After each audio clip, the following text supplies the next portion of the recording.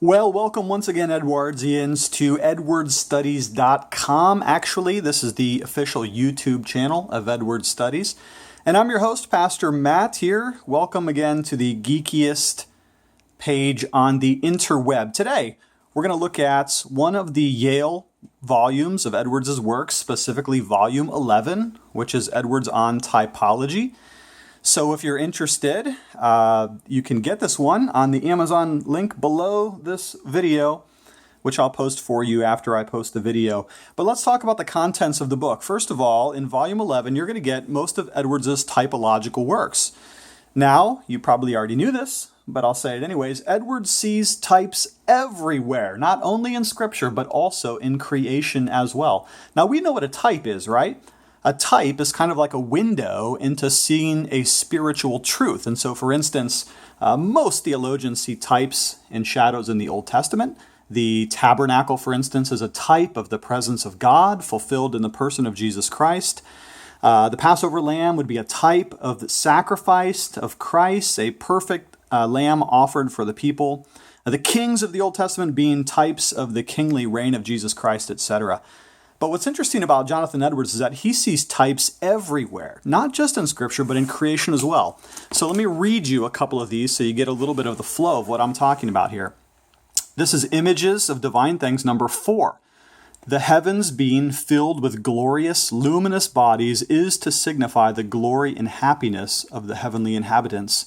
And amongst these, the sun signifies Christ, and the moon the church. So what does he mean? Well, he means when he looks up into the sky, he sees the sun standing as a symbol or a window into the reality of Christ reigning over his creation. And when he sees the moon, he remembers the fact that the moon is like the bride of Christ, which revolves around the earth, revolving around the sun, all things pertaining to the glory of God. And he says in several places that the stars are like saints shining in the heavenly places. Well, there's one example of him looking into nature and seeing a type, specifically a type of Christ with the sun. Here's another one. This is the most famous one in the book. This is number 35, where he says about Christ, the silkworm is a remarkable type of Christ, which, when it dies, yields us that which we make such glorious clothing. Christ became a worm for our sakes, and by his death finished that righteousness with which believers are clothed, and thereby procured that we should be clothed with robes of glory. Now, I'm not sure how many of us, when we see the lowly silkworm, would have immediately had our thoughts drawn to Christ and his work of imputed righteousness. But that's the kind of man Edwards was. He saw types and shadows everywhere. Here's another one on the same page, number 33.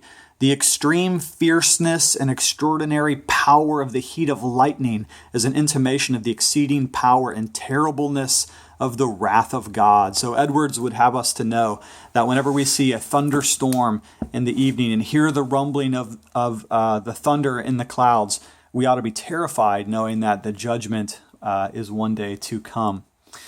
So not only in volume 11 are you going to get Images of Divine Things, which I believe you can read devotionally, beautiful, glorious stuff there as Edward sees Christ in every corner of the natural world.